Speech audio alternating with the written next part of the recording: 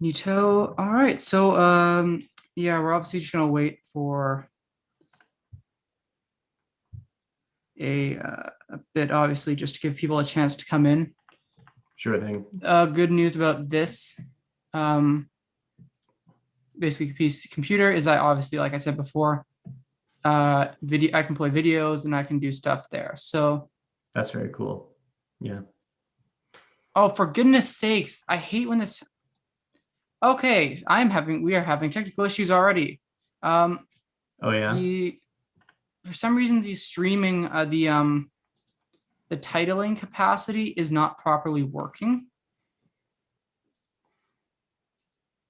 Yeah, Okay. the titling capacity is not properly working. So I think both of these might have the wrong on like Twitch and this. So yeah, Hmm. I need to imminently go fix this up. This might explain what happened last time. So for people that are just popping in, please just give us like a minute while I try to figure out what the heck's going on.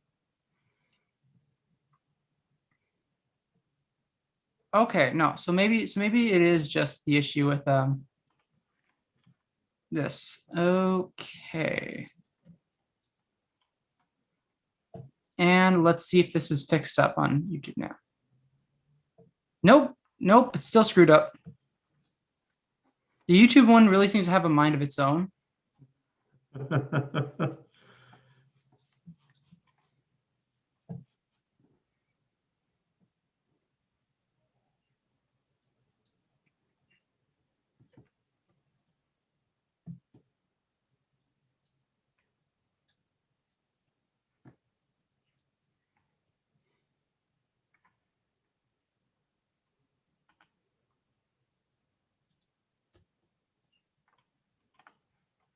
And that should hopefully fix it up there.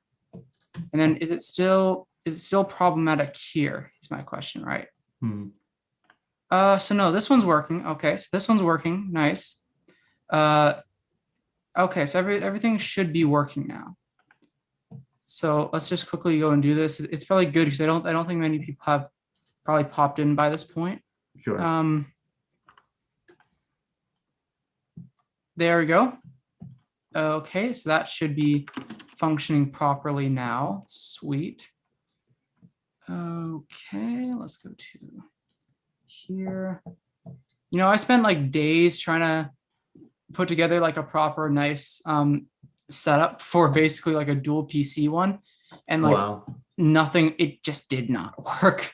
Really? So this is the best I got. It's imperfect, but it's definitely better than what I had before. I barely could do anything with the previous one. So all righty then. Okay, so we should be ready to get going now. So Okay. Am I still green? yes, yes, you are Oh still my green. gosh. Sorry. What's Sorry, going man. on? um, I don't know, man. You're just special. All right. So okay. So hello and welcome to the third the Canada Files Canada news stream. So we've got a lot of topics to discuss today. But the first one, we are joined by the now back to the normal screen man himself, Abram Lutz. So Abram, can you introduce yourself for the people? hey everybody, my name's Abram. I wear many hats. I'm a graduate student at Carleton University in Ottawa, but I'm studying remotely, and I also work for the Common Front for Social Justice New Brunswick, which is a labor community coalition that advocates on behalf of workers and low-income people. And I'm here on the stream to talk about some of that in relation to New Brunswick's wealthiest family and one of the world's biggest oil barons, the Irving family. All right, for sure. That's fantastic. So, a little intro for anyone who doesn't know. I'm the editor in chief of the Canada Files. Back in some of my old days, I say old, I'm like 19. But like a year or two ago, I ran comms for an NDP candidate, and then just started the Canada Files up a few months later. So that's kind of the very short deal of who I am. So yeah, why don't we why don't we get started? Because it was actually when basically you it was like a certain tweet I saw originally. I think it was more of a selfie, but it was a different tweet. I noticed that basically like I guess my question really is what's been up with the Irvings? Okay, a little bit of background for people who don't know. So, New Brunswick's somewhat unique in Canada in the sense that we know who the richest people in the province are by name, and unlike in a lot of parts of the world where capitalists, they like to hold their companies as like publicly traded companies on the stock market and stuff like that. A lot of the big companies in New Brunswick are private family owned super monopolies. And one of these big families is the Irvings. And there's three Irving companies, all run by three brothers. So each brother has like a different company. And Arthur Irving is the Irving brother who owns Irving Oil Limited, which is a oil refiner, wholesaler, and retailer, which means that they control basically three of the four major elements of the oil industry in New Brunswick. The only thing they don't do is the extraction because they buy their oil from overseas, mostly from Saudi Arabia, although they do use Albertan oil a little bit too, I think now. So basically, I think this is fairly unique to the East Coast, but in New Brunswick and some of the other Atlantic provinces, there's a regulatory system for gas prices, and this came in because big monopolies like Irving were found in the early 2000s to be colluding and rigging oil prices basically and making them unaffordable for many people. So there was a regulatory agency in New Brunswick. It's called the Energy and Utilities Board, set up in each Atlantic province to regulate the price of petroleum products. So both like the gas you fill up your car with, but also stuff like heating oil, which is still like super common in this part of the world as a way for people to heat their homes. And as anybody who's lived in Canada knows, we have nasty winters, and so people rely on heating oil quite a bit. Um, Anyways, in recent news, basically, Irving Oil has applied to the Energy Utilities Board. They've asked that they be allowed to increase their prices, and I don't have the numbers in front of me right now, but they are in the press release that I linked in the chat for you, Aiden. And it's frankly astronomical. Okay, here I have it now. So they could raise the wholesale margin price, which is basically the price at which they sell the oil from their refinery to gas stations and other suppliers like department stores for heating oil, by up to 75%, which will of course ripple across the supply chain. It means that gas stations will raise their prices, etc. So a 75% increase especially in the middle of a pandemic, but at any time really is just a horrific proposition to be facing, especially if you're um, somebody like some of the people the Common Front organizes with, who are people, who live on social assistance, who have faced like job and income losses because of the pandemic, who, don't make a living wage.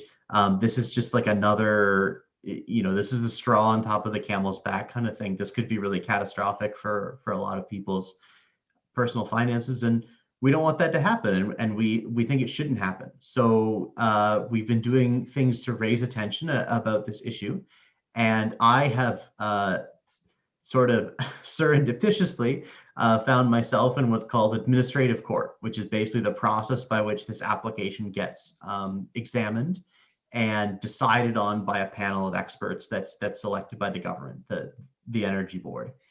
So I basically represent the Common Front at the Energy and Utilities Board hearing around this issue. So there's been a number of not only is there a problem on its face of the impact it would have on working class people and people in poverty in New Brunswick, there's also a lot of problems with the details of this application, in the sense that Irving Oil doesn't want to tell us a whole lot of stuff about their finances. They're making this argument that their company is suffering like huge losses because of the pandemic, and they need this price increase to stay economically sustainable, and to they say keep the supply chain secure, which is very interesting and ominous sounding, like they're going to cut people's oil off if they don't get this increase. But because they're a privately owned company, they have to report very little to the government in terms of what their internal finances are like, because they don't have to report to shareholders board and anything like that. Which is not to say that publicly traded companies are really accountable to people either, but there's at least like some transparency about the math, right? Whereas in Irving Oil's case, they don't even have to disclose the math, right? And so there was a long fight in the EUB hearing for some of us, people who are intervening on behalf of community and social organizations, to be able to see some of these economic justifications for the price increase so that we could scrutinize them. And basically the decision was no. Only the board and the government lawyer is going to be able to see them, which is, according to the law, I guess, is apparently enough transparency. But obviously, I think that there's stuff that people need to know in these numbers, and that private oil companies should not be able to sort of conceal their finances and then say, well, we're losing a bunch of money, we're going to jack up your heating prices by 75%. Sorry. Oh, So, yeah, for sure. Yeah. Yeah. Yeah, Sorry, go ahead. No, go ahead. We both keep interrupting each other. Yeah. So that process is sort of ongoing. I'm joined by like a couple, like Common Front is joined by a couple other labor and community groups in sort of trying to put more attention and more scrutiny on this process. Grassroots New Brunswick is a community group out of Moncton. The Canadian Union of Public Employees, New Brunswick branch is there, and I'm proud to be a CUPE member through my work at Carleton.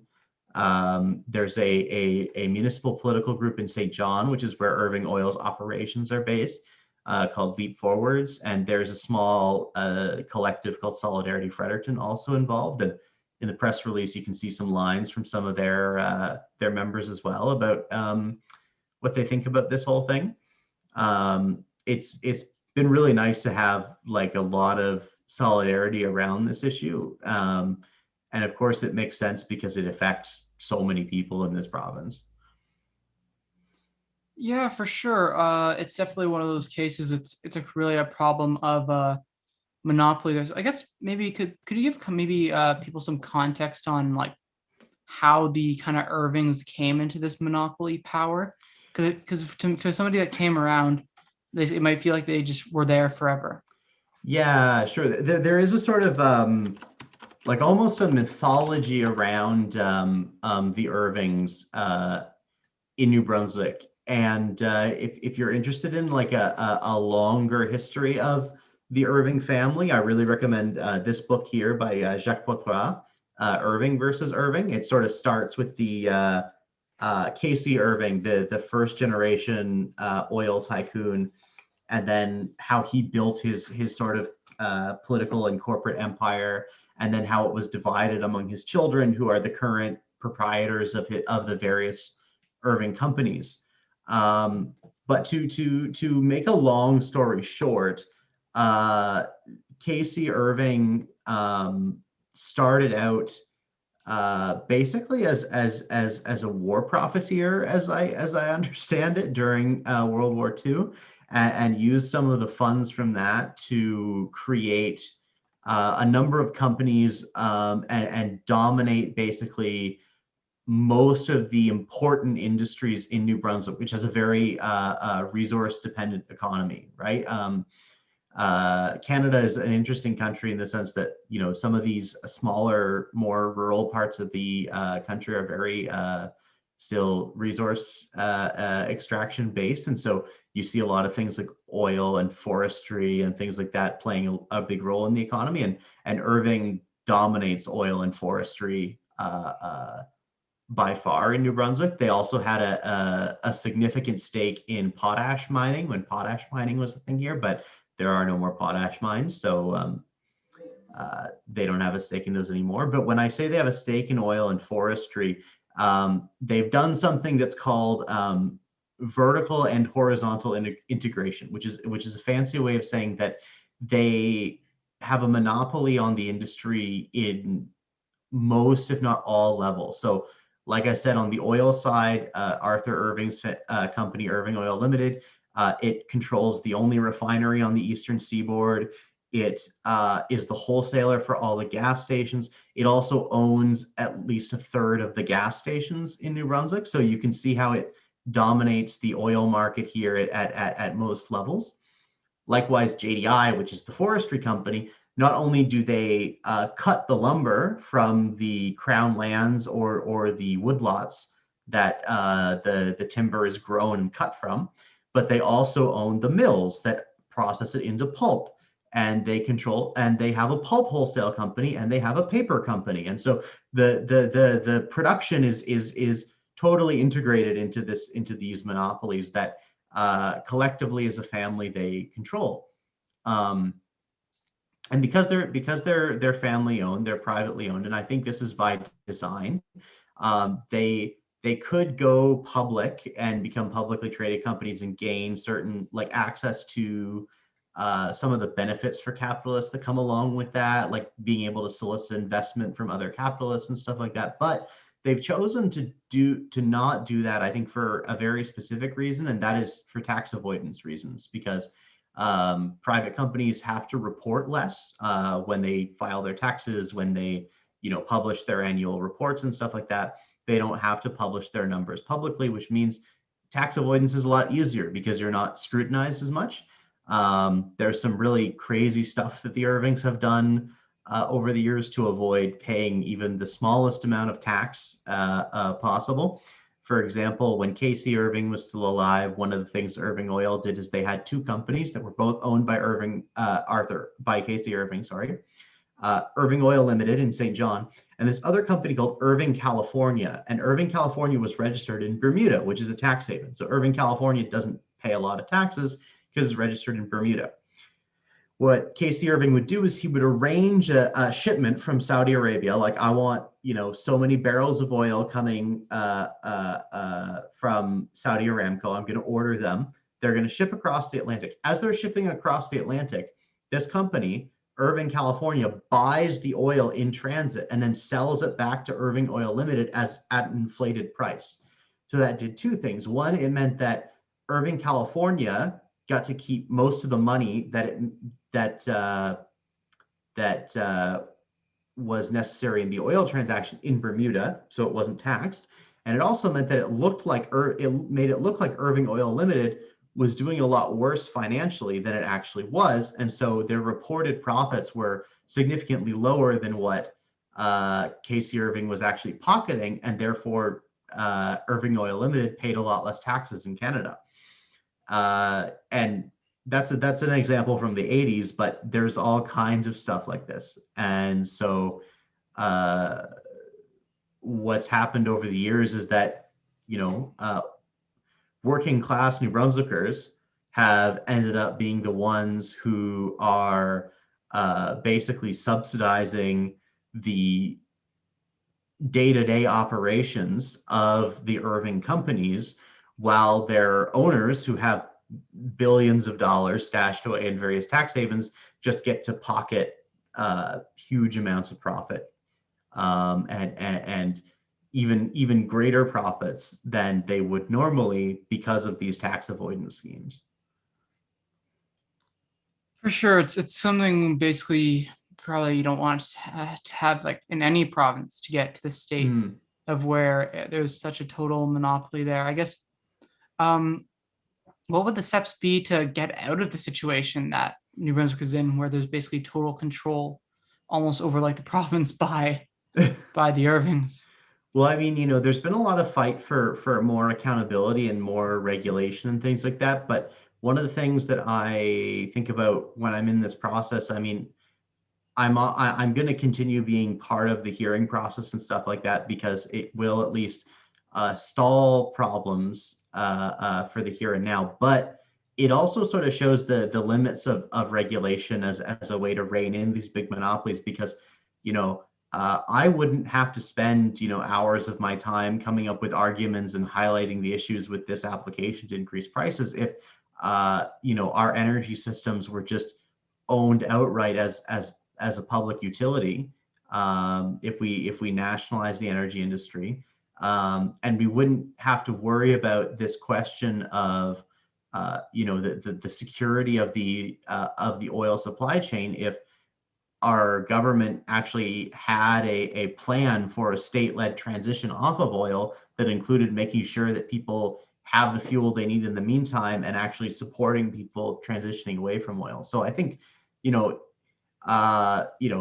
more regulation and more sort of accountability and that kind of stuff is not bad, but it's also not the end. I think New Brunswick highlights how, like, when you have such a concentration of capital, you reach a point of no return where you can't stymie these things by regulation. You have to go to the next step and start contesting the ownership of these things that everyone depends on, yet are held as private wealth. All right, for sure. Now you mentioned actually that you wanted to talk about Ecuador and the Ecuadorian elections. So that was something that was mentioned a little bit before, but I'll go and I'll try to find the link quickly. I think it should be here actually.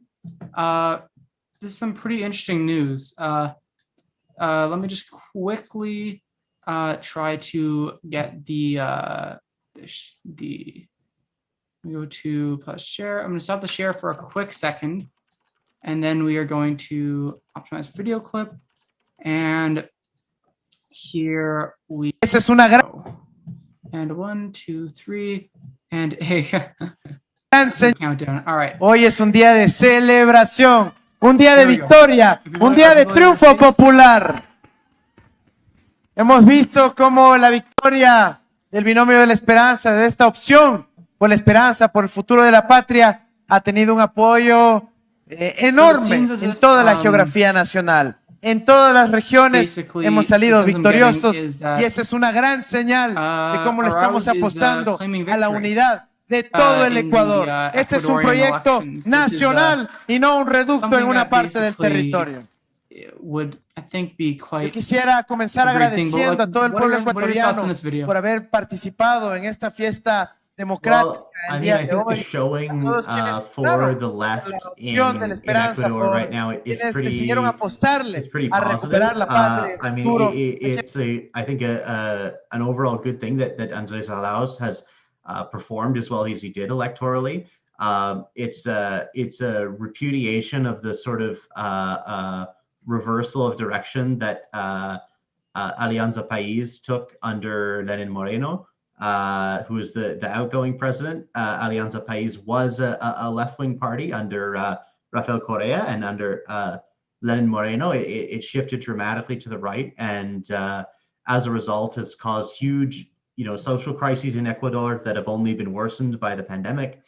But the return of somebody from the movement that Rafael Correa was part of, the Citizen Revolution movement, to national politics, Andrés Arauz, is definitely a good thing for the Ecuadorian working class, the Ecuadorian people.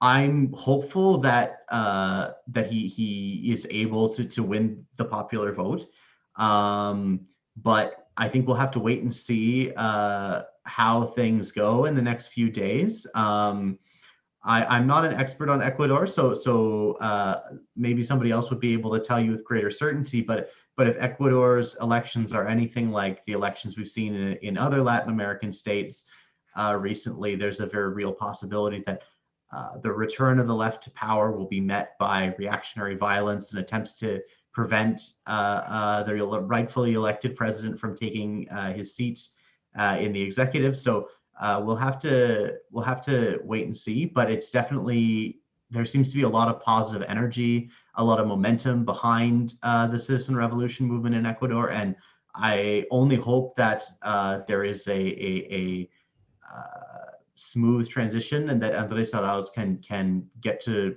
the work of restoring the progress that happened during the citizen revolution movement, and then also moving beyond it to new successes and new heights for Ecuadorian workers. Yeah, for sure. I wanted to pull up basically an article basically from the gray zone here. Which one was I looking for?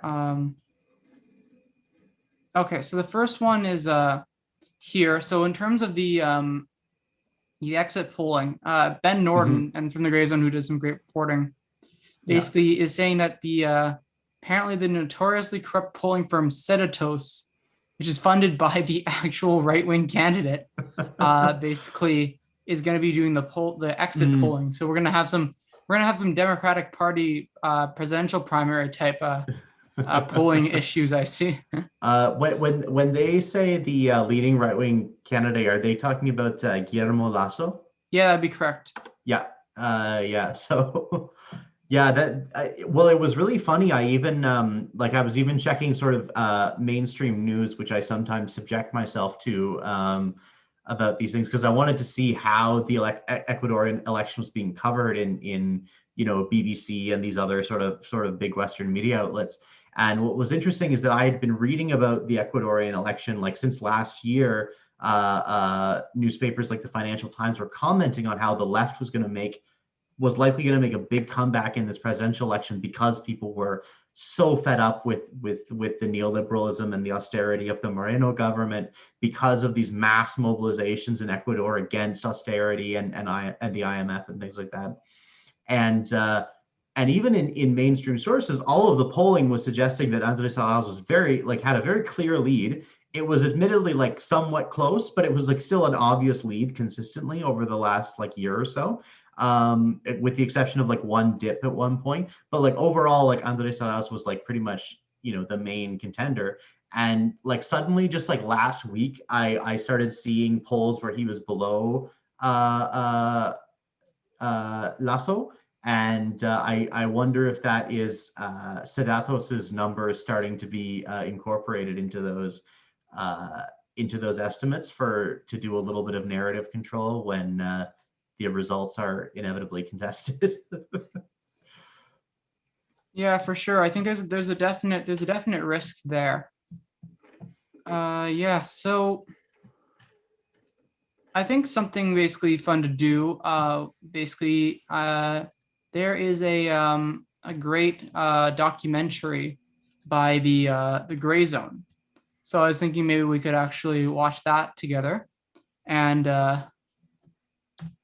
just to give people a real sense of what's going on inside the citizens' South revolution. American nation of Ecuador is currently suffering through its worst economic crisis in decades. Poverty is skyrocketing. Yeah. Corruption is rampant, and the US-backed government has shown itself to be deeply undemocratic. On February 7th, yeah, just let me know if you want me to pause it for a second. That could fundamentally change its direction, moving the nation away from its current neoliberal policies and reliance on Washington, and restoring the socialist-oriented program of former President Rafael Correa, who launched a progressive movement called the Citizens' Revolution. Today, Ecuador's sitting president, Lenin Moreno, has a mere 8% approval rating, making him the most unpopular leader in the country's modern history. Under Moreno's rule, the government has imprisoned and exiled many left-wing political leaders, banned pro-Correa electoral candidates, gutted social programs, destabilized Latin American regional institutions, and heavily indebted Ecuador with billions in loans. Historic act of betrayal, Moreno renounced the asylum that Correa had given to WikiLeaks publisher Julian Assange, allowing British authorities to enter Ecuador's sovereign embassy in London and arrest the Australian journalist. Unemployment, inequality, and hardship have reached peak levels, with more than 58% of Ecuadorians living in poverty and nearly 39% in extreme poverty, according to the United Nations. Meanwhile, Ecuadorians have endured a catastrophic response to the COVID-19 pandemic, with one of the highest per capita death rates in the entire world. In 2020, Ecuador's GDP shrunk by an estimated 11%. For sale and for rent signs are visible on properties throughout the capital of Quito. I visited Ecuador this February to cover its election and speak to citizens who have borne the brunt of the economic crisis overseen by the country's US-backed government. As you can see behind me, I'm at a rally here in Quito, Ecuador. This is the closing of the presidential electoral campaign. The election is going to be held until February 7th, and this has been a really brutal election for a lot of people. The current US-backed government of Lenin Moreno has aggressively tried to prevent the left wing from being able to participate in the election, banning the party of the left-wing candidate Andrés Arauz. So Abram, I want to ask a quick question. Basically, what are your thoughts on the gray zone? The gray zone, I like just overall my impression of them as an outlet. Yeah. Well, I mean, like I think like in general they do some pretty good work. I've been impressed by some of their reporting. Like my feeling is always like never read like one news source, even if it tends to align with what you think. But I do think that Gray Zone does do some genuinely good investigative reporting, especially on issues that are really crucial to sort of the geopolitics of U.S. imperialism and resistance to imperialism. They are good at tuning into those sort of linchpins and doing some investigative work that presents a different narrative to what you probably hear on mainstream media. And so in that sense, it's good to have them around. And yeah, I hope they keep doing what they're doing and continue to be able to publish and do the investigative work that they do. All right, for sure. Yeah, I'd have to echo your thoughts there. Basically, big fan of the work they do, and obviously they're not the only outlet I listen to, but they do quite the job. They do quite the job. Yeah. So I'm interested to see like more of because Ben Norton is based in Nicaragua now, so I'm actually interested to see what some of their Central American coverage looks like in the next like year or so, because they have like a closer geographic connection to the region. So I'll be sort of looking for that from them in the next little while. yeah, for sure. Yeah. Makes sense. Former presidential candidate Rafael Correa from being vice president, despite all of the many obstacles presented by the Lenin Moreno government, the left-wing citizens' revolution movement is still very powerful. As you can see, there are thousands of people gathered here to participate in this process. I'm going to speak with some of them and hear what they have to say. Apoya la revolución ciudadana porque durante los 10 años que estuvo Rafael Correa al frente del país, lo sacó adelante de muchas formas, desde la educación, desde la construcción de obras, la salud, y nunca dejó de lado al pueblo, sino que siempre estuvo preocupado de todos los beneficios para el pueblo. Yo apoyo a la revolución ciudadana porque tuvimos con Rafael Correa un 10 años de década ganada, que la década ganada significa educación, significó lo que es salud, dignidad.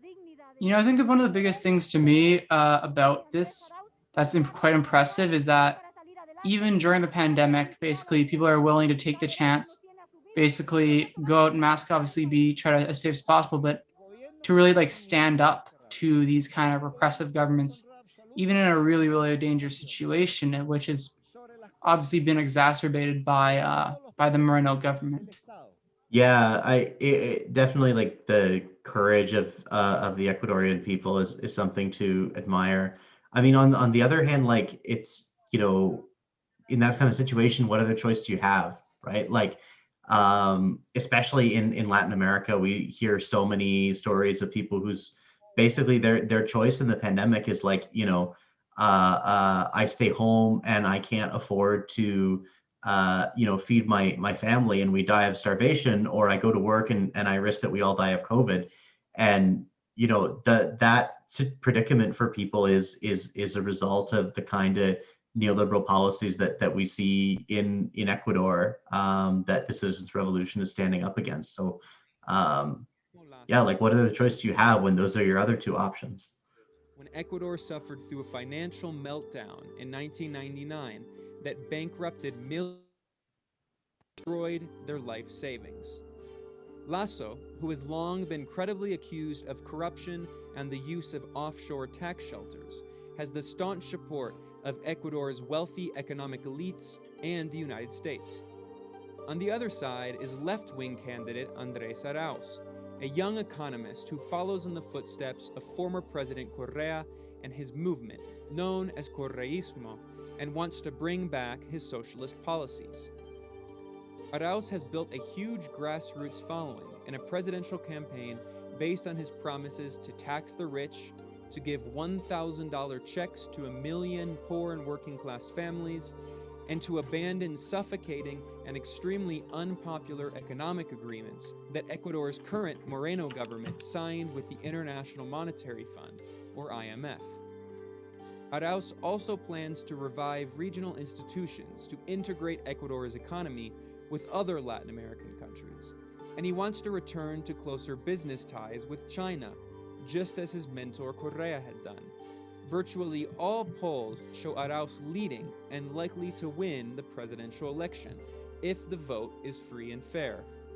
The fact that the leading presidential candidate wants to reject the what I actually honestly I had watched this like earlier today, but I was actually really wasn't aware about the fact that Ecuador had close ties with China, and to be honest, like to a certain degree, actually, like I think it's pretty smart of them to actually to go about and do that, because like look, regardless of your thoughts on like in China in general, it's definitely like a more cooperative force, and a force that's actually not going to like interfere in the country and try to basically, like in the US, just overthrow any government that they don't like. So For sure. I mean, especially in Latin America. I mean, if you talk to any leftist government in Latin America right now, or within the last decade as part of the pink tide, whether that's in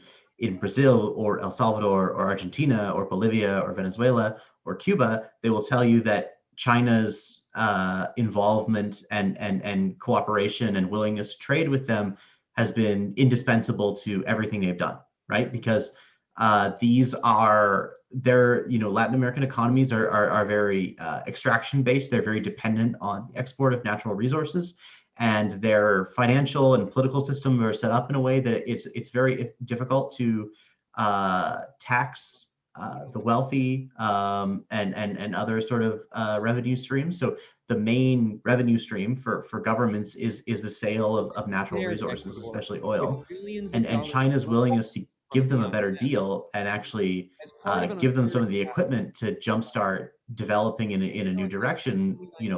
Most leftists in Latin America will tell you that was an important part of their strategy is trade with China.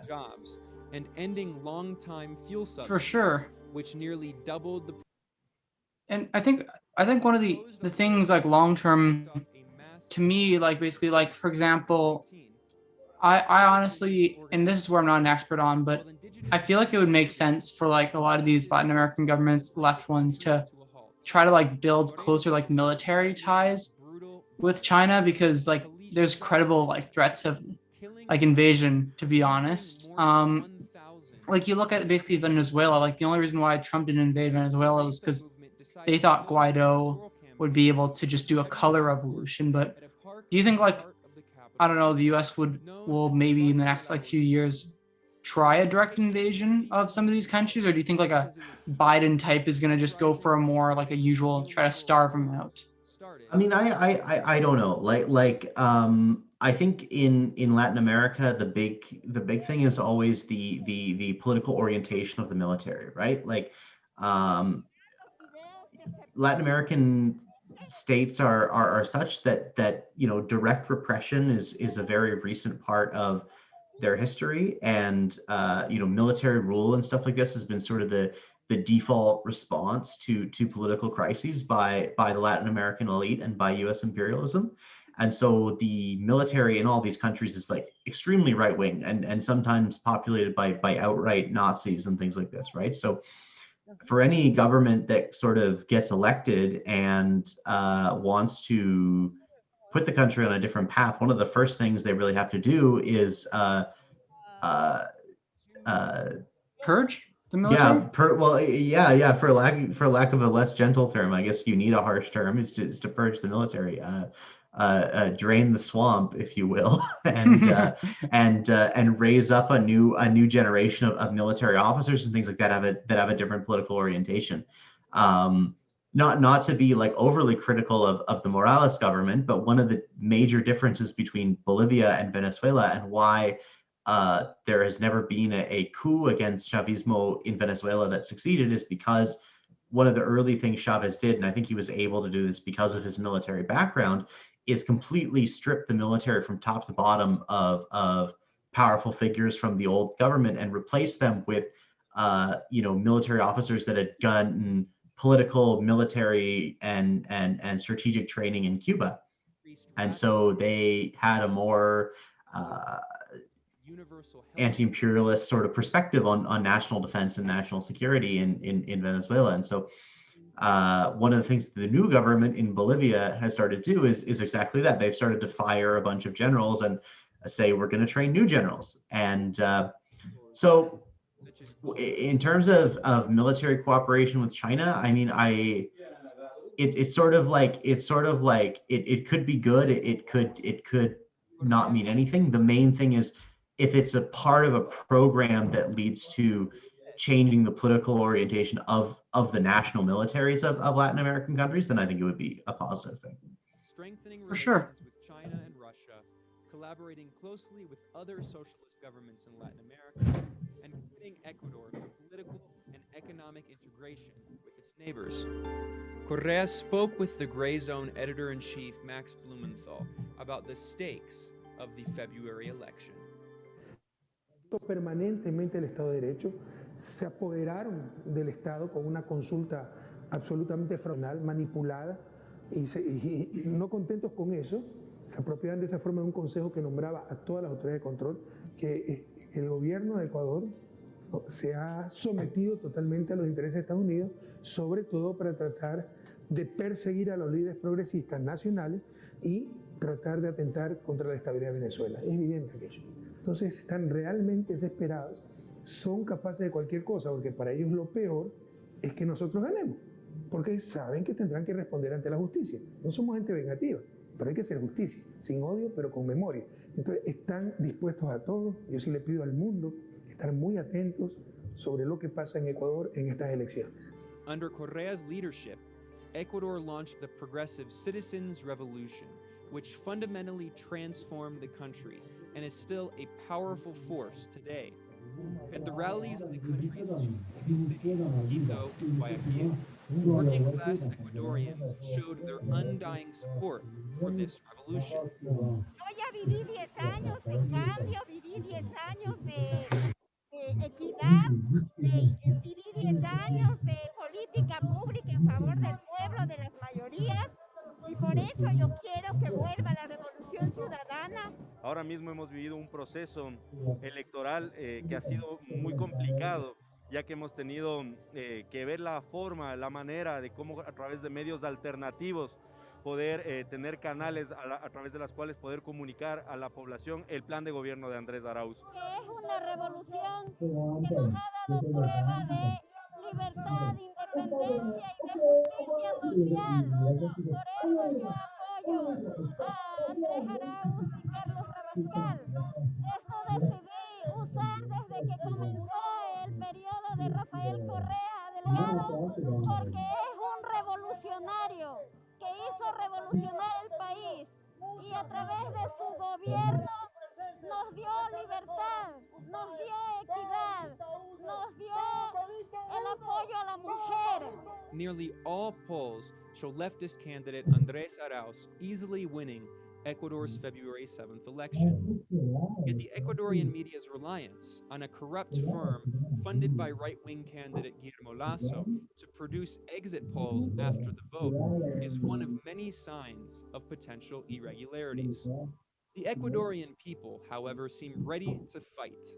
The massive turnouts for the Correísta movement's demonstrations in the major cities, with tens of thousands of working-class people flooding the streets and parks, reflects a popular outrage in the yearning to return to the citizens' revolution. All right, so there it is. That was the Gray Zone documentary. Hmm. So yeah, basically there's someone we have to welcome on though. Okay, so I think should be in now. So let me pause the share for a quick second to introduce our guest. Okay, let me the share. Okay. All right. I think James, you're muted. So Hey, how are you doing? good. How are you? Not too bad. Could you introduce yourself for anybody that isn't aware? Yeah, for sure. So my name's James Welt. I'm based in Winnipeg, Manitoba, which is currently like -40 or something. I'm a grad student at the U of M and freelance writer and do a bit of organizing work here and there. So yeah, thanks for having me on. Really appreciate it. No problem. No problem. So I think one of the major things that basically came on for was, and you highlighted this, and I have to give you credit because there was almost an article that was considered going out basically around like one of those e-petitions, but basically like I'll just pick one random NDP e-petition to pick up, but a lot of people kind of there's issues with those e-petitions. Can you maybe like give people a sense of what they are? Because even someone like myself like wasn't 100% clear what the deal with these was early on. Yeah, totally. I mean, like petitions are obviously very common organizing tools. Political parties, NGOs, organizations use them a lot. So the NDP has used them frequently, but the difference between what they do and what other organizations might do is that they host their petitions on their website. And it kind of gives I would say the illusion that when you fill it out with your name and your email address and contact info and that kind of thing, that you're participating in a petition process that will somehow be presented or somehow have impact down the road. Like you'd assume that it might go to, Parliament or in a provincial situation, a legislature. But with these, they don't get submitted because they can't. For a petition to be submitted to the House of Commons, it has to be hosted on the House of Commons website itself. And it says at the bottom of this website, if you scroll down and kind of the fine print, that this is basically for the purposes of collecting contact info. You can see there, you consent to being added to our contact list. We use it to communicate with you about the work the Jugmeet and our NDP team are doing, et cetera, et cetera. And as anyone who knows or who has been on one of these mailing lists knows, the NDP likes to email very, very frequently about usually fundraising. 200 emails in your inbox, all titled "Hey." Yeah, or like time is running out or something like that. And so like I think Jay Watts from the CPC mentioned on Twitter that because like someone was like, maybe this is like good if it's in the hands of a party that is going to use it responsibly or whatnot. But as Jay pointed out, the CPC would never go about doing it that way. That if they want to collect contact info, they would be upfront and say that, hey, like this is an opportunity for us to stay in touch and these sorts of things. Whereas this just makes it feel like you're contributing to some sort of like broader social movement, which the NDP is very effective at creating the illusion of. So that would be my main issue. Like I do need to shout out NDP MP Matt Green, because he is sponsoring a petition which is being hosted on the House of Commons website around arms trade in Yemen and like labor against the arms trade. is working to promote that and that sort of thing. So that's an example of a petition that is arguably being used in a responsible way, because when you sign it, they can't contact you, and it's being used in a way to submit to Parliament. So that's very different than what this is, which is just like data mining, basically. Yeah, for sure. That's interesting there. So I want to actually bring up like an example of an actual e-petition to give people a bit of context here. So let's say, for example, the e-petition on one that's fairly controversial, right? The So controversial that. All right, let's just go e-petitions Canada. Let's try to do that instead. Okay. All right, so let's just say we search up for a variety of petitions here. So, for example, here, like parliamentary petition E2604 transportation. So this is one where basically if they reach a certain number of actual signatories online here, it'll actually be presented, and it was on October 19th, 2020, and it got a government response. And so this is like an example of an actual petition that has some actual real world impact here.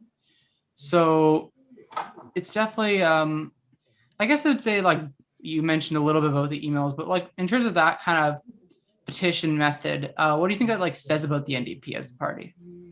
Yeah, I think it says that they are primarily interested in people like, you know, us, you, me, as fundraising mechanisms, as kind of cogs to like turn their machine of being a political party, as opposed to constituents to be politically mobilized. And like, obviously, you know, like even an example of a petition like this by itself is likely not going to result in, you know, foundational change. Even if it, you know, does get a lot of like support and whatnot. But I think, you know, you talk to like veteran organizers, and they know that petitions are a tool that can be harnessed to kind of introduce people to an issue and to give them a sense of like ownership or a sense of like stakes in it. And so I think, you know, a petition like this can be helpful. And I think what you can see with how the NDP present their e-petitions is, for one, it's data mining, but even just in how they talk about it, it's like, join us, give us your contact info, but there's never going to be any opportunity down the road for you to like really engage in any sort of extra parliamentary activity, because the NDP doesn't organize any extra parliamentary activity. Like the end goal of their political project is to get more people elected, and the idea is that through that it's going to somehow result in like meaningful social change. I personally disagree with their vision of social change, but even like the strategy which they're trying to employ seems fairly naive. So that's kind of like the end point. I think you can contrast it with a lot of other approaches to politics. And once again, I don't necessarily agree with every part of a politician like Sanders or AOC, but I think what you see there is even like an inkling where they want to try to like engage beyond the parliamentary route exclusively. I think there's a lot of constraints with what they do, but you know, you can see them pointing people to engage in, you know, like at picket lines, or engage in sort of like organizing that isn't within the constraints of Congress. And so I think that's a pretty severe limitation from the NDP, which I just don't really understand strategically, outside of the fact that they're just like very much guided by neoliberal wonks who respond to focus group and polling data and that sort of thing. So I think that's kind of like in general what it says about the party, is that they just want to create contact lists to fundraise off of. And that's sort of like the end goal of their political project. Yeah, it's one of the funniest things. I mean, like I can speak to, because obviously, and I'm still embarrassed by this sometimes, but I mean, political development is political development. Because I came from like basically like a center left, like the exact kind of like dream NDP constituency kind of front, where it's not really that left, but you think you're left is the kind of way I'd put it. And so like, I don't think, like, I think a lot of people will understand that, but like I've used the phrase propaganda barrier on multiple occasions, but it really is like a propaganda barrier. Like the media in our country is dangerous. It's really dangerous. On the other hand, in some sense, going through the process of disillusionment with the NDP is part of the healthy maturation of a lot of really dedicated militant socialists, because it teaches you the limits of reformism really quickly. Yeah. I think like one of the biggest things for me, and like one of the reasons why I'm so passionate about like foreign policy and why I think it's such an important thing is also, I also think foreign policy is one of the fastest ways to get people to realize that basically you need like you at least need to be in like mass movements, or you need to be in like a revolutionary party, like the Communist Party, or basically the Young Communist League. Because at the end of the day, right, not everyone has to be in a party. Not everyone wants to be in a party. But the NDP is actually, it's like the Democratic Party in a way that it really drains energy. That's one of the most remarkable things about it. Like, James, were you ever in the NDP? I'm just curious. No, like I took out a membership at one point, I think, to vote for Nikki Ashton in a leadership race. But that was like kind of like as far as it went. And then I stuck around on their contact lists for a while.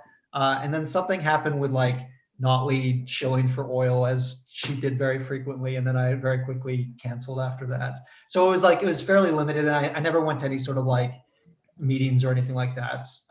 So yeah, most of my disdain for the party has been, like you were saying, in like independent organizing context, and seeing how the NDP will continually undermine efforts and drain energy and kind of vision for what a future can be. And I think that's where like most of my frustration comes from. Like there's a lot of work being done in Winnipeg around like policing, and the carceral state in Manitoba was largely built by the Manitoba NDP, and they will never really take ownership over that.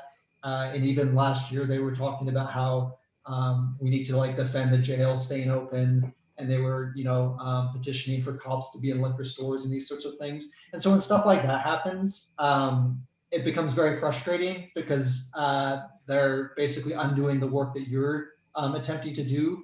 And so in that sense, I see them similar to other parties. Like I don't pretend that the NDP and the Conservatives are identical, but in the same sense, the PCs are terrible in this province, and they're doing incredible harm. But at the same time, they've closed a jail and a very notorious institution that was incarcerating people with developmental disabilities. And they've done more on that front than the NDP has.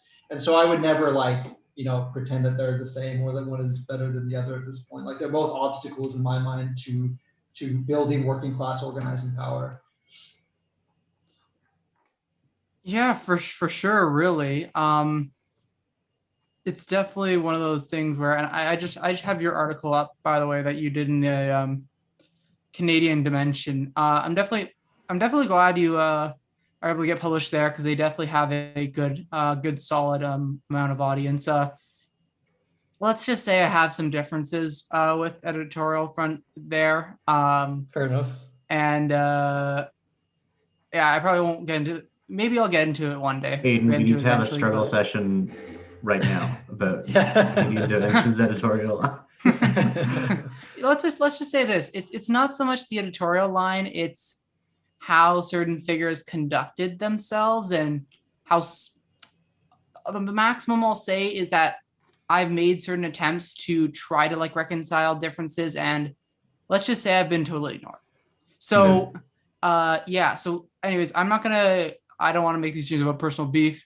That's not maybe that's the casual stream where I could joke on about that, but not here. At least I know your time's valuable. You two have valuable time, of course. So I want to get on to something on a more serious note. I want to go to Passage, who obviously like I have a ton of respect for the work that they do. Honestly, they've been quite a boon for the I think for the left for sure. It's one of the few places that actually pays pretty decently for left writers in this country. Yeah, like, and quickly too. Yes. Yeah, I think James, you and I have both written for Passage. By the way, I only know you through your good posts and your good books, but it's great to be on the stream with you. I've written 2 articles for Passage a couple months ago, and I was very impressed with how rapidly they turned around the the payment orders. It was good. Absolutely. Yeah, it's always really encouraging to see, especially in contrast to like larger non-leftist publications that can take like literally months to get you a paycheck for like $300. It's very frustrating. Yeah, for sure. Yeah, so obviously one of the things they're actually they seem to be hiring a new writer, so I'm quite curious to see who that'll Definitely end up being. So yeah, for sure. Yeah. So anyways, let's get to the actual article itself now. For sure. What was like the inspiration for the article? Yeah, I kind of get into it in the start of, I think that it actually was David messaging me after I had tweeted or posted something online where I was just talking about how there had been these two actions in Winnipeg at Portage Place, which was like kind of like the downtown of Winnipeg. And the first was after the assassination of Soleimani by US forces, and obviously like backed by Canada. And then there was the action a week later to like in solidarity with the Wet'suwet'en land defenders. And so it's kind of like going to both of those and in like both in the freezing cold and just seeing like the solidarity, but also like the overlap between the speakers and in terms of like the points that were brought up in those sorts of like in the presentations at the rallies, which just like really got me thinking more about, you know, the obvious overlap between policing and imperialism. And there's a couple of like great books that have been written recently.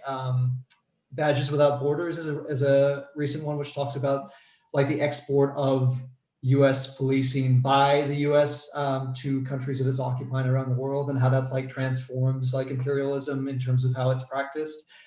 In like not in a good way, obviously, because it's imperialism. But yeah, like kind of like seeing stuff like that, and then just like thinking a bit more about it. And then there's another great article by Mike Goldhawk, who is on Twitter. They're really great, just talking about the history of the RCMP and how it evolved as like obviously a colonial and imperialist project. So just like all of that kind of like mishmashed into wanting to kind of write a bit more in this particular article, which I think was published the same, like the launch week of Passage, which was cool. They lined up a whole bunch of like interesting articles for the opening week. So that's how this came about. Yeah. Imagine having Davide reach out to you by DMs. He's a hard man to get in touch with. He does a lot of stuff, but he's a hard man to get in touch with. For sure. One day I will reach that level. Oh man, yeah, for sure. I have some really interesting like memories from covering. That was kind of basically the Canada Files really wasn't always a one on foreign policy. Like it started as kind of more of an activism left kind of one with like a mix of foreign policy and like local like Canadian affairs. And like admittedly, like I had no clue about Canadian dimension and some of those already papers that stuff were coming out, or else I might have just gone there instead. But I had some really interesting memories just going and covering like a lot of these by video, a lot of the Indigenous solidarity, the Wet'suwet'en solidarity rallies. For sure. So I can definitely understand why basically that would be a point for writing there. I assume you don't have the tweet, but yeah, I mean I can see what you're talking about in terms of the export of policing tactics and yeah, I mean, like in terms of like if people want to like know about further stuff about it, like basically peacekeeping and efforts there, like even think of someone like basically I think I can't remember if it was Lester Pearson, who everyone lionizes for peacekeeping, but Eve did a whole book actually. Yves Anglaire did a whole book on the mythology of that in terms of the fact that we never really were a peace leading company. And I like your referencing of the of us leading the decimation of Libya, which obviously at the time had the highest standard of living like in the entire African Union, right? So it was one of the worst crimes that we've committed as a country, and there's many basically. But also to bring up the NDP's role in that, which Jay Watts does often, is that you know the Canada's support of what happened in like the invasion of Libya was unanimous twice in a row. Actually, I think the second time Elizabeth May might have been the one person who opposed it, or maybe that was the third vote. But in both times, Layden whipped the entire NDP caucus, including a lot of MPs that we would think would be leftist. So it's important to remember that. I mean, it's telling, like, that there's also a big mythology around Layton, and I am often like hesitant. I'm even like, even among some people that I work with on a regular basis, I'm hesitant to bring up criticisms of Layton because people are very emotionally attached to him. But it is kind of remarkable that he was dying of cancer at this time, and like got up out of bed to go to the House of Commons to tell everybody you need to vote to Bob Livia. That is like a really shameful way to go out. Like, absolutely. And like, once again, just like kind of speaks to the way that the NDP doesn't really ever acknowledge its role in these sorts of things, colonialism, imperialism, all those sorts of things. Like we have obviously like continued, like it was just, I think a couple of days ago, that was the 1 year anniversary of some of the raids on Wet'suwet'en to ram through the Coastal GasLink pipeline. And that's clearly in a province which is being governed by an NDP government. And it's very, very difficult to get any active NDP politician to own up to that, like to say that, yeah, that's my party. And usually it will just like devolve into like jurisdictional, like, oh, the provincial party isn't the federal party, even though the NDP is the one party in Canada which is linked through constitution between its provincial and federal incarnations. So like, just like seeing this play out again and again, and it's very frustrating to continue to be told that this is a party of the left, and that we just have to kind of keep our heads down and not criticize, because doing so is like somehow hurting the cause, even though again and again we see them really on the forefront of this sort of stuff. For sure there. Yeah, and I'm definitely glad you brought up the coup in Haiti, because I'm going to be doing probably another stream tomorrow potentially. Awesome. And so basically, yeah, I mean, like, we literally one of the most stunning things, right, is like that involvement in the coup. And I mean, if you understand Canadian imperial history, it's not so much of a surprise, but I think that Haiti, especially the coup in Haiti, is one that needs to be emphasized as much as possible, quite frankly, because like, as Yvonne Glaire explained in like a recent article, basically there is a real like historical pattern, and now we're trying to push Haiti back into what it was basically during those years after the earthquake, and obviously before basically so I guess my point is basically, and you mentioned this here in the article, but I assume it'd be correct to say that basically imperialism abroad is kind of like a symptom of colonialism at home, right? Yeah, for sure. And just like how intimately they're linked and like build off each other's institutions and knowledge. Like the fact that the RCMP, basically exports officers to serve in these quote unquote peacekeeping functions in African countries and these sorts of things. It's just like very, very much evidence of that like whatever line we think exists between the two institutions has like arguably never really existed, given how the RCMP, was built as what was essentially like a militaristic function to destroy like indigenous political orders. And so, yeah, I think that would be like a fair assessment. And just continue to try to like blur those lines and realize like how everything that's being done in like Winnipeg or wherever you're based is like intimately connected to like colonialism, imperialism, all the rest. And obviously like there's a very long history of like, what is the nature of colonialism and imperialism, all that stuff. And we don't have time to get into it now, but yeah, they're for sure linked. There's that saying, like, all politics is local, but the inverse is therefore also true, that all politics is global in a sense. For sure. Like, yeah, absolutely. Yeah, for sure. And yes, let's check in terms of timing. I know you mentioned probably maybe got a few more minutes. Yeah, I got a couple more minutes to chat. with you. So Yeah, for sure. yeah, so I guess basically one of my biggest questions for you basically would probably be, actually no, there's one more thing you recently did, because I was almost running out of these, but you all actually did an interview recently, and I probably would want to bring you back on eventually to talk Sure. more about the kind of struggle within Manitoba, even further, because we didn't get to that so much. But I think there was an interview you did recently. Yeah. Basically, here it is. Okay, That's I one found here, it now. So like, how did this interview end up coming together? Mm-hmm. So as you probably know, Winnipeg police have killed a lot of people in the last several years, and one of the most prominent killings was of 16-year-old Aisha Hudson, who was a Indigenous girl, which happened in April of last year. And just last week, the police oversight body, which is headed up by a former Crown prosecutor and staffed by mostly police officers, determined that no charges would be laid against the officer who shot and killed Aisha Hudson.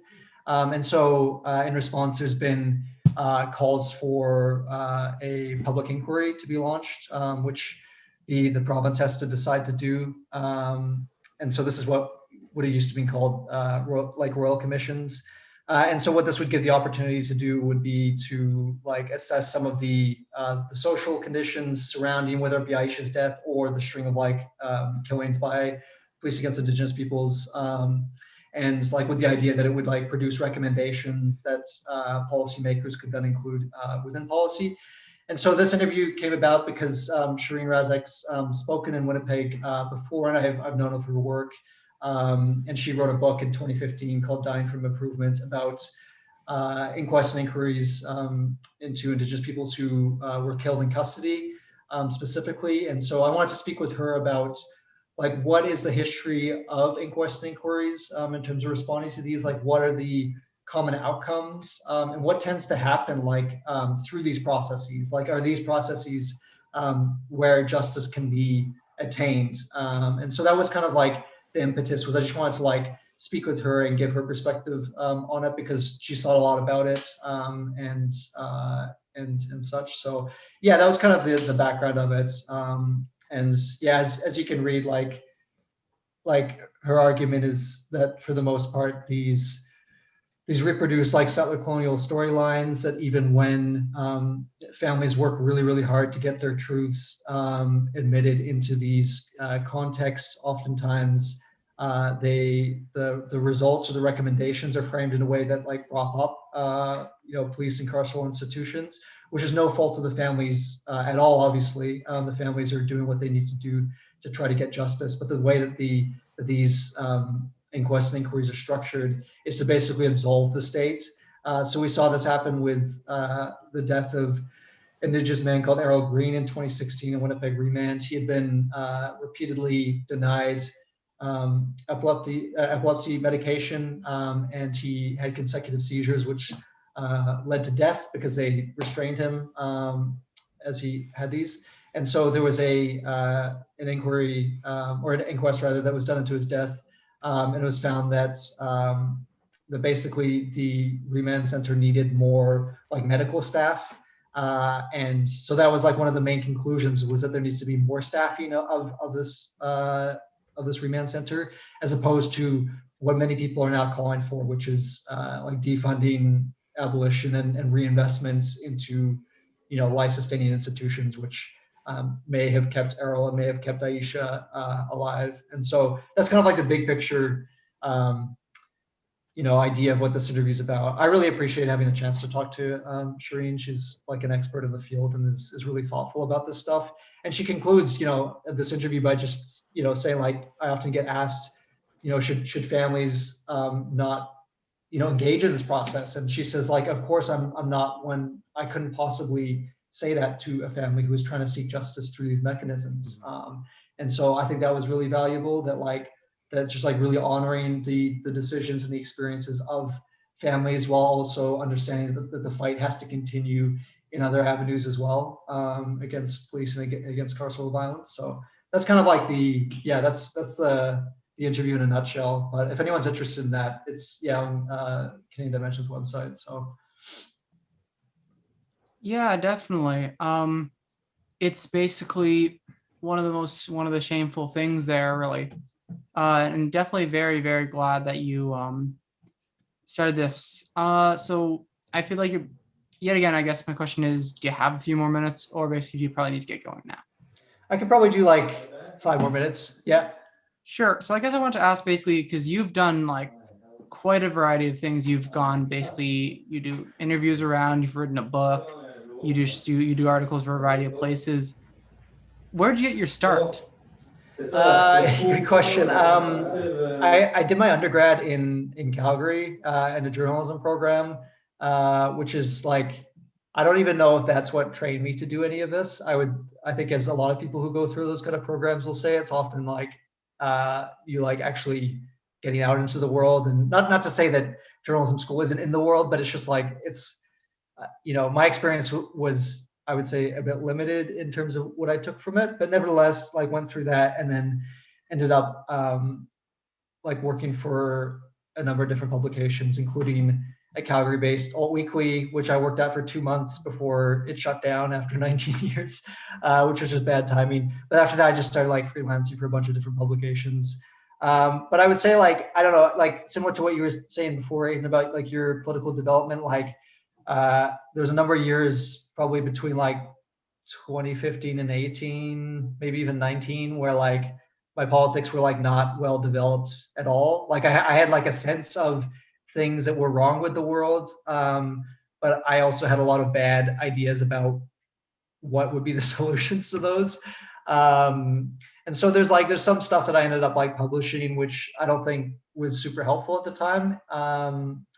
And so like just kind of going through that process and like learning more, like, and reading more and engaging more in like actual political struggle, I think has all been really helpful in terms of me starting to formulate like genuinely left-wing politics, whatever that means, right?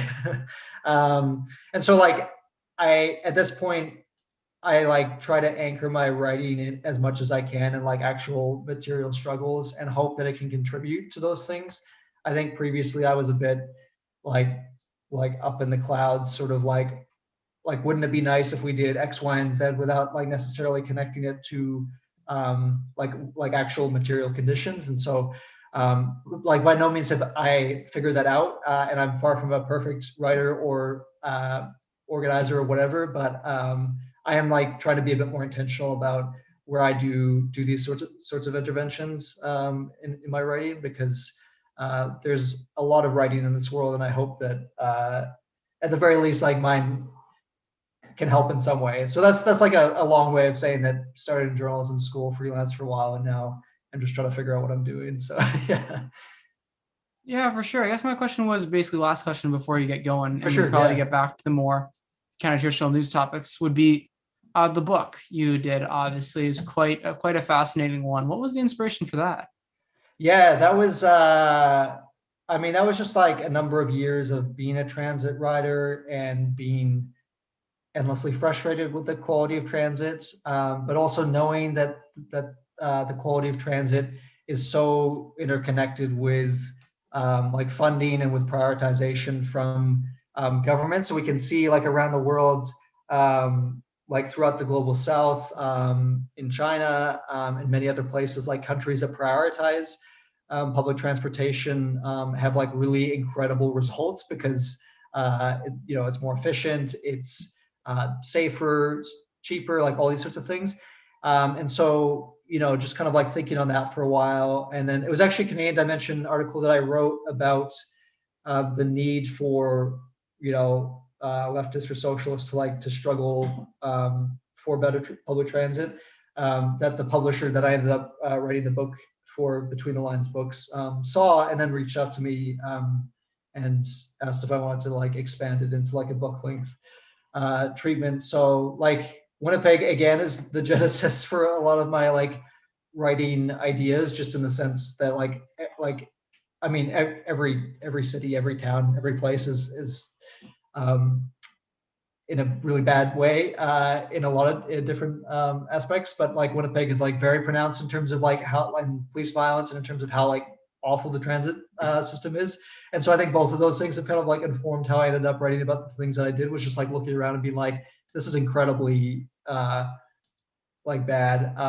The PC government in Manitoba, this was, I think in 2016 or 17, cut a very long-standing funding arrangement with the city of Winnipeg, which had given Winnipeg Transit like a unique amount of financial stability.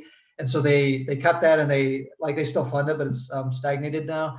And so watching that play out in real time and seeing how much funding decisions impacts like the quality of transit service and all that kind of thing just led me to want to do like more investigation into that. And so that's how the book came about. It was written while I was like in grad school, juggling a bunch of different projects. And so as always, I think with these kind of projects, like you look back and you're like, oh, there's so many other things I could have done or I wanted to do with it. But it is what it is, and it's hopefully helpful in some respects for people thinking through some of these politics, because I think there is a lot of exciting opportunity to confront a lot of different social issues through the politics of transit. And so at the end of the day, I hope that kind of helped synthesize some things for people.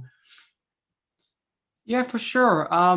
Abram, I believe I saw something like basically maybe like a month or two ago, maybe a little longer ago, but wasn't there a case where the province rejected the chance to build a fairly large kind of like transit network or like kind of public transit network in the province? If you're talking about New Brunswick, so New Brunswick is the like if Winnipeg is bad in terms of transit access, New Brunswick is like that, but like to nightmarish levels. It's the most.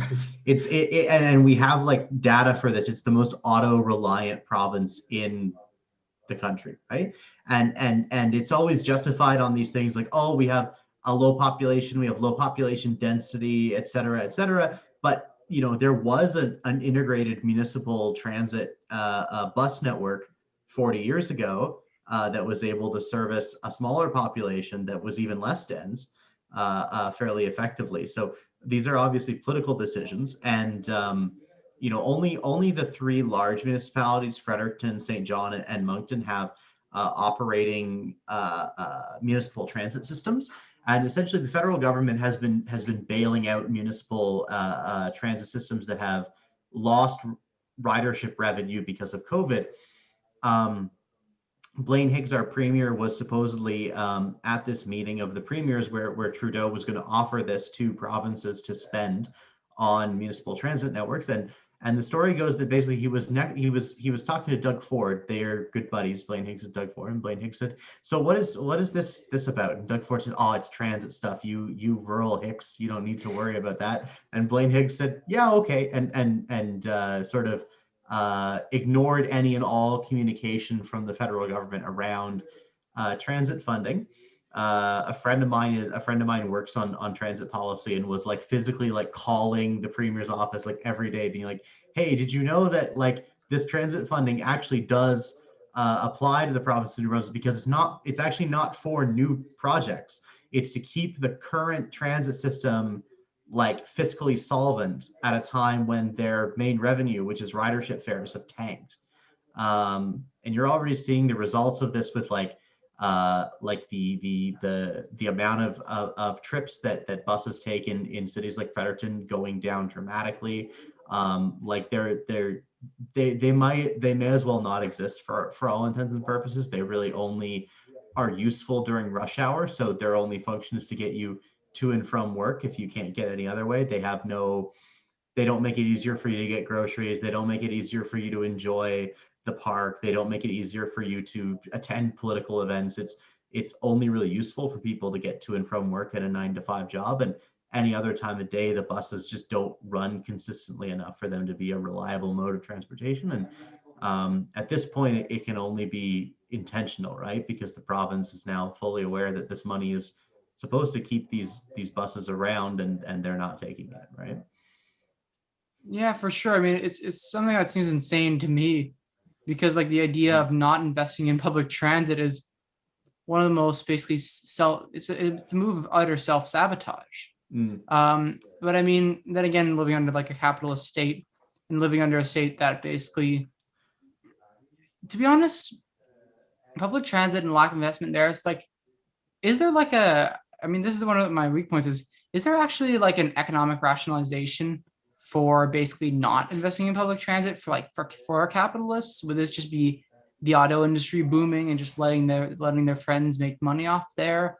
But like, what's the core logic behind just not investing in public transit?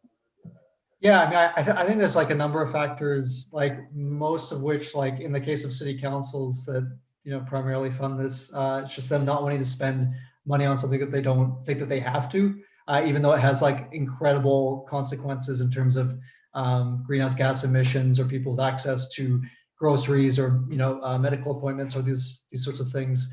So I think a lot of the times it is that. But also, like, there are very significant lobby groups in Manitoba and elsewhere for road building, which, obviously primarily services people with automobiles. And it's really this sort of like, sunk cost thing that like the more that you build, the more that you like down the road have to build more of in order to like keep up with the fact that more and more people are shifting to automobile based transportation. And so, yeah, it's a really, bad situation. Like it's, like transit's also being privatized, especially through infrastructure. We see that in Ontario through the use of P3s. And those are, to firms like SNC-Lavalin, have huge stakes and that sort of thing. And so it's not like completely clear cut where one is purely private and one is purely public. There is like a lot of overlap, but I think it's just mostly city councils wanting to spend most of their money on police and roads, and anyone who that doesn't serve just like doesn't get the political attention by these councils, and so that they just think that they can afford to ignore them, which within this current system they probably can, which is super cynical, but it's how it kind of plays out. Yeah, it's kind of it's kind of like a vicious cycle in the sense that you have to, like, for public transit to be effective, it has to be run as a public good. Yeah, absolutely. But you have public transit systems that are then run using the logic of profit, either as P3s or just through bad municipal management. Like I've lived in Ottawa where they have both with the LRT, and you can see, and the LRT is a disaster. And so if you aren't like super aware of the political decisions that went into making it a disaster, it just really it's easy to, like, through basically like corporate propaganda, to say like, well, look, we tried, it doesn't work. That's exactly so we can either have shitty public transportation or we can have awesome cars. Yeah, or like Uber or some sort of like fantasy technology. Yeah, exactly. Yeah. And it's just an interesting contrast because there's very few municipalities that have a really navigable public transit system. The only one that I've spent any length of time in that seems to be like approaching one is Montreal, and even that has its issues. But if you contrast that even to some like European cities where like in Paris, where the metro has been privatized in recent years, but like for the majority of its history, it was publicly owned. It was built by like a communist fronted municipal government, and it's like designed so that there's a station like every 300 meters, so you can get literally anywhere in this city. And it's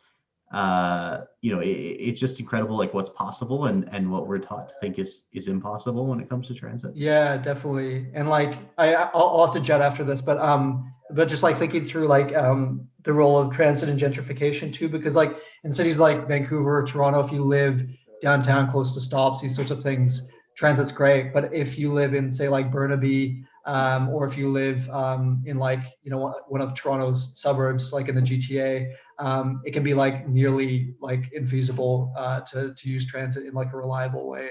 And so like a lot of the cities that get sold as like being especially high quality in Canada for transit service are like good for like a very select few, like mostly white, mostly commuters, right? So but yeah, with that, Aiden, I should take off.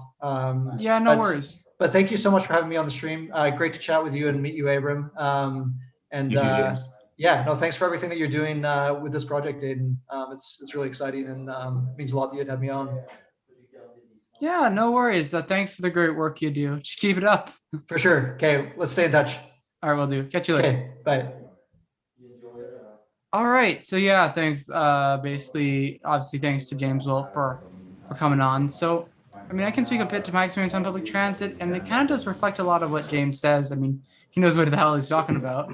So basically, like when I'm kind of in an interesting position where I was living downtown at this, like in like September till like November, like December, when I just went back to live in my parents' place because it was just downtown became so empty and like just couldn't do anything at that point. It didn't. This is downtown Toronto? Yeah, downtown Toronto. Oh Yeah, my I was in God, downtown yeah. Toronto, and so yeah, basically, so I came back in like November, and the difference between the transit here and there is staggering.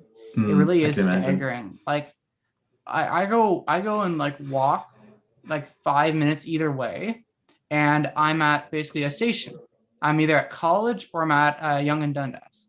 Those are the two for me. And so then I come back to around like the Lakeshore-ish kind of area, and all of a sudden, like the only way I can get around is a car. Like yeah. It's one of the things. Like even when I lived in Etobicoke, it was a similar thing because I would always take like the 48, and I have a lifelong hatred for that bus route because it comes every 30 minutes. Every 30 friggin' minutes, which obviously it must be even worse other places. But it comes. The buses used to come once an hour in Fredericton. Now they come now they only come that regularly during rush hour. So it's like, I also lived in Ottawa, and the buses in theory came every 20 minutes, but they were always like so late and overcrowded that it didn't matter anyways. Jeez. Yeah. Oh man. Wow. Okay.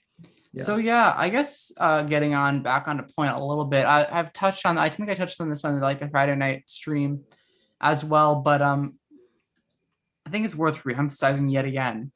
COVAX and Canada. So what a national embarrassment, man.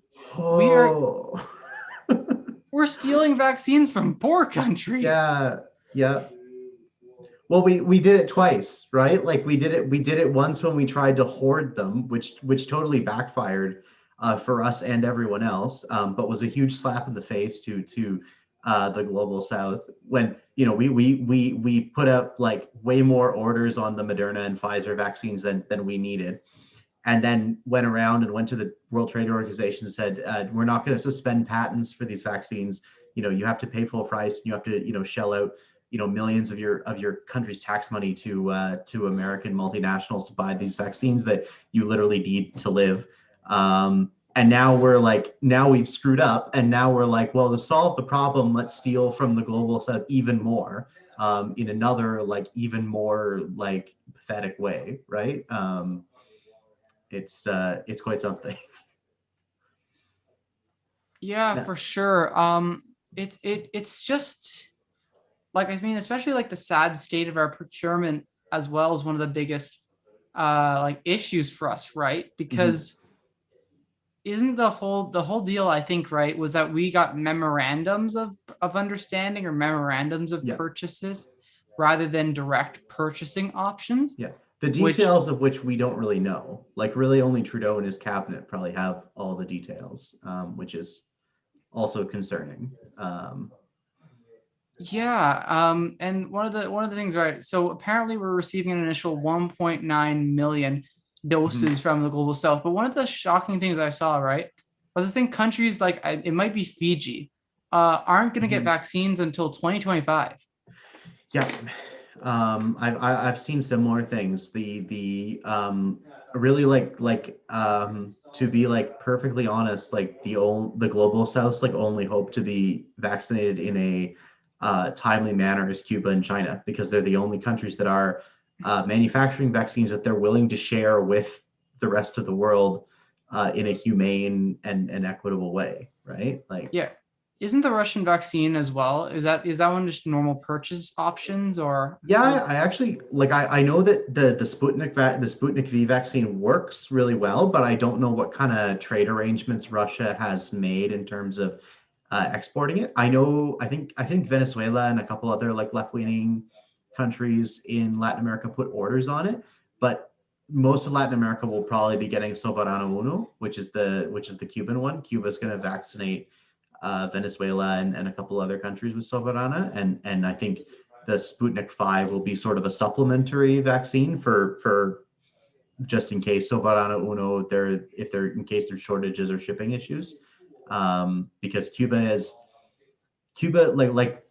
own projections suggest they're going to be able to produce like 10 times more vaccines than they need for their own population. So they will vaccinate Cuba like probably within the year, and then begin the process of vaccinating their neighbors, which is, just internationalism in action, right? And they're going to be able to manufacture so many vaccines that if you go on vacation to Cuba, you can get a Soberano Uno for free, which I have like in the last couple of weeks seriously considered doing. Me too. Because I will 100%. Probably get vaccinated faster that way than waiting for my Moderna or Pfizer's dose to arrive.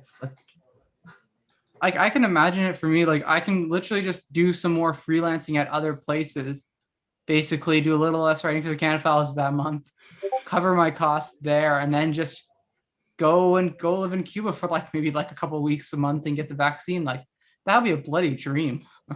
Yeah, really. And we could I think we talked about this a little bit on the stream with Jay Watts a couple of weeks ago. Canada likes to play up what great friends they are with Cuba, but we could do them a real favor by engaging in trade with them to acquire some of these Soberana vaccines, and instead of stealing from the developing world, maybe do some trade with the global south and celebrate Cuba's achievements and help our own people get vaccinated in a timely manner at the same time. But then we couldn't lick American boots.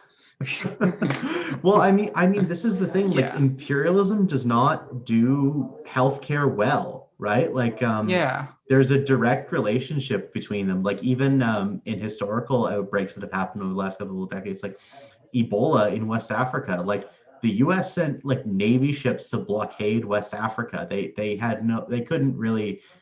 The U.S. government wasn't really providing like aid or help. And I honestly think even if the U.S. tried to help in West Africa, they would have done a terrible job because their entire country's infrastructure is geared towards war and warfare. They don't have a really robust public healthcare sector, as American citizens are fatally aware of. It was Cuba that sent all the doctors that actually helped contain the Ebola outbreak in West Africa.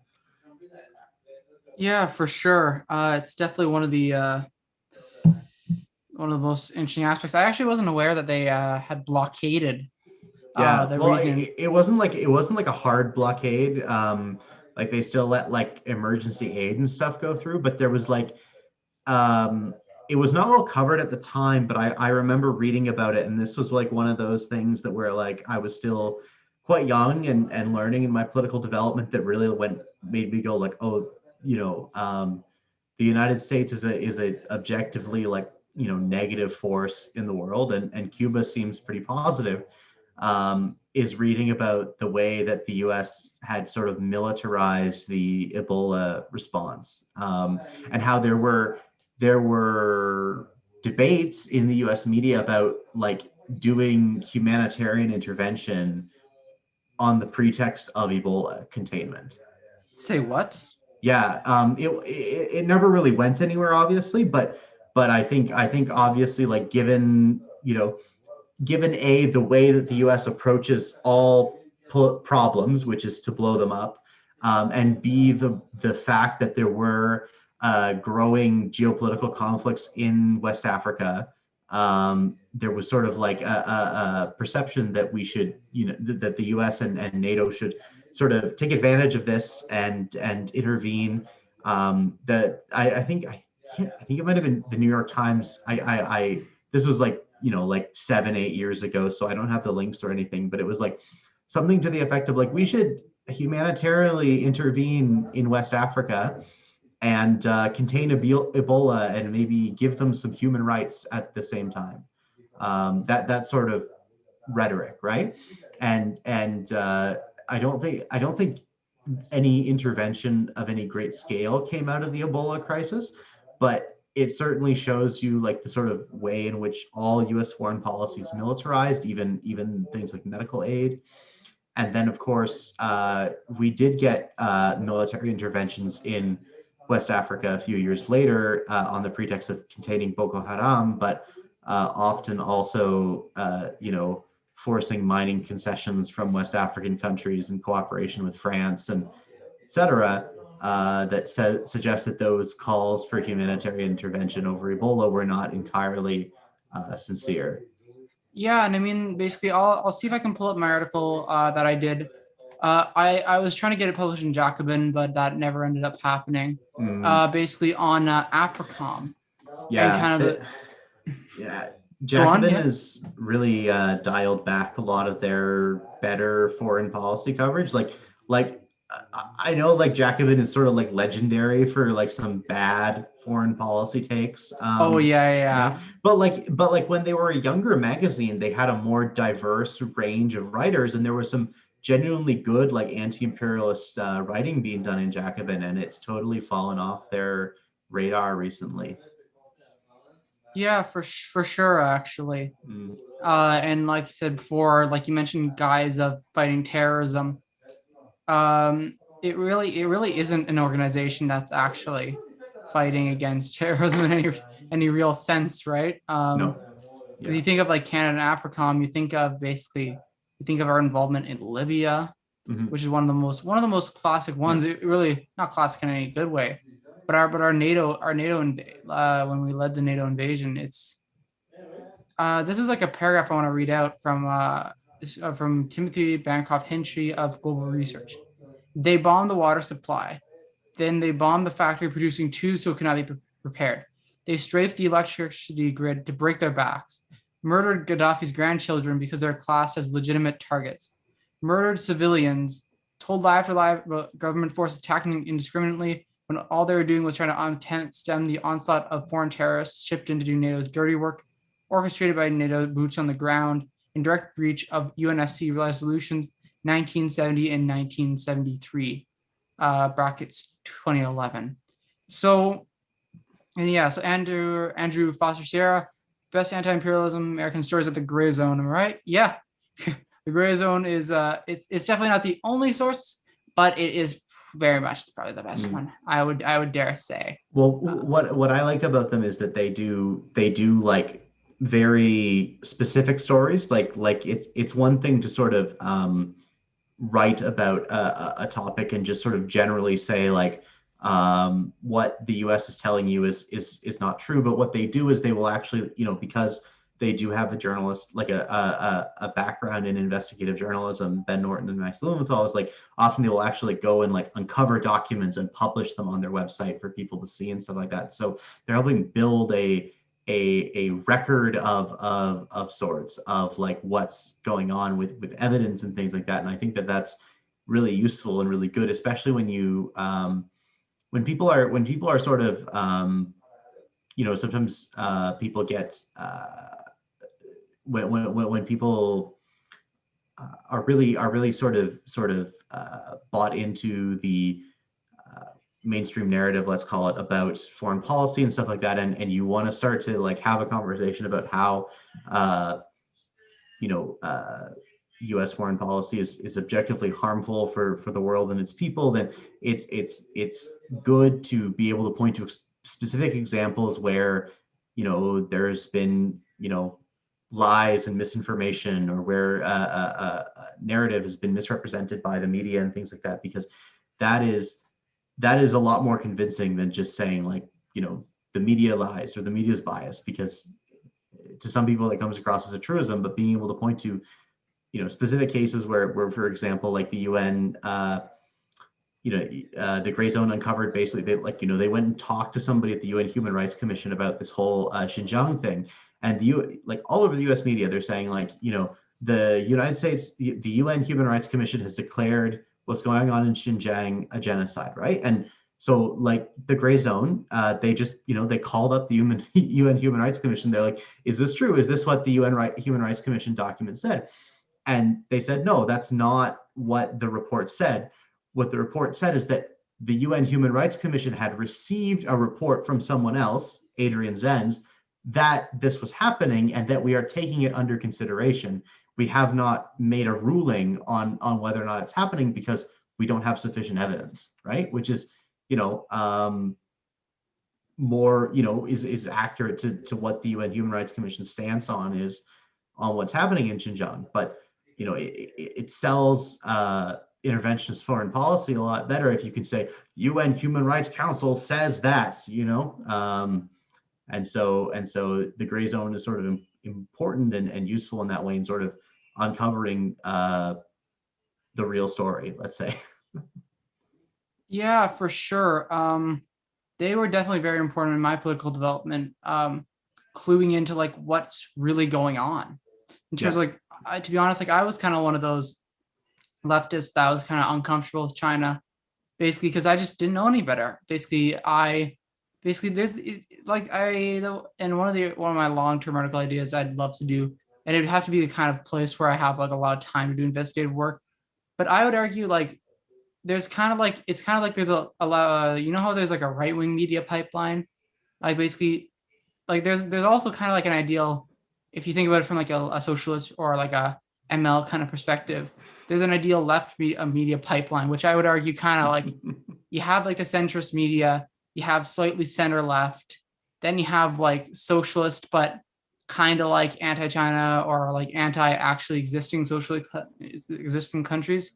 And then you eventually reach the Gray Zone and hopefully the Canada Files and outlets like that basically don't play around with imperialism and don't kind of just give it this approval just because a US funded institution said it's bad. Let's not question this. Well, they're bad. If you actually on the article you have on display right there, if you scroll up again, a good thing they do, they find the documents. They have literal screenshots of 501c charities that are funded wholly or mostly by the US government, whose job is to promote certain policies towards China, right? And so they, it's right there in black and white. The US government is funding these organizations just to help them spread a certain narrative. And it's one that is convenient for the kind of foreign policy the US wants to pursue against China. Yeah, for sure. I do find their ability to dig through these documents to find them to be honestly quite remarkable. Mm-hmm. It really is quite something. The investigative work they do is just really, really tremendous. And yeah, honestly, it's a direct inspiration for me. The Canada Files was definitely, that came out of looking at the Gray Zone and being we need something like this in Canada. So it's unfortunate. We have we have a very weak sort of muckraking tradition in English Canada, right? I'm sure you've read David Mastracci's coverage of all of these incestuous family connections in Canadian media, and how that it really does make our journalism weaker, right? And what's surprising is that even though the US in media environment is super monopolistic and super concentrated and stuff like that, they do have some genuine muckrakers on the scene, even if they don't have a big audience. Whereas I think we're just now starting to get to that point in terms of popular journalism in Canada. I think the Canada Files is definitely a part of that. Yeah. For sure. And one of the pieces also that has hopefully maybe came somewhere close to there, and probably the article I'm the most proud of with the Canada Files was the one where I was looking into the Macdonald Laurier Institute and their kind of really close relationship to the Latvian Ministry of Defense. Well, And yeah, like that's I didn't know about this before I read it on Canada Files, and I'm pretty sure it's not been covered anywhere else. And it is nope, just it hasn't. boggling, like just like an insane sort of truth is stranger than fiction sort of situation where this super raw Canada think tank is actually funded by a foreign government's Ministry of Defense to justify funding neo-Nazis in Eastern Europe. Yeah, and it's one of the things I found most remarkable of the story is literally as soon as they got funding, they immediately started focusing on Canada and the Baltics. It was immediate. Right. It wasn't even like they hit it. It wasn't even like we'll do it 2 years later and we'll sneak things in slowly. It was like a couple of months later, and here's your content, good sir. So I haven't read the article in a while. Since we're talking about it, how is this legal? I don't know, because look, there's no actual legal way to prove that it's 80% up to 8 it's 80%. That's why I say it could be up to 80%, right? Because they just don't provide full documentation, right? That's the nuts thing as well, is you look critically through the documentation, and I looked through multiple times, and it's at a certain point that it's just not, the documentation isn't even full on these tax sites. It's so incredibly difficult to actually find the information.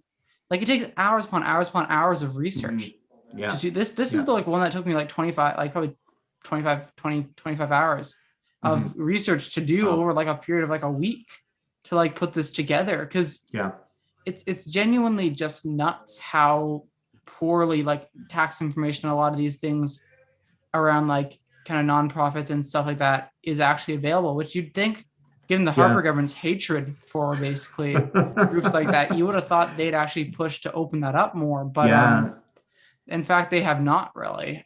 Instead, obviously they keep that closed. So, well, I think it's amazing that the I don't know if you've read about this, but the Jason Kenney government in Alberta, they authored a report I think a year or two ago about basically how the environmental movement in Canada was all funded by foreign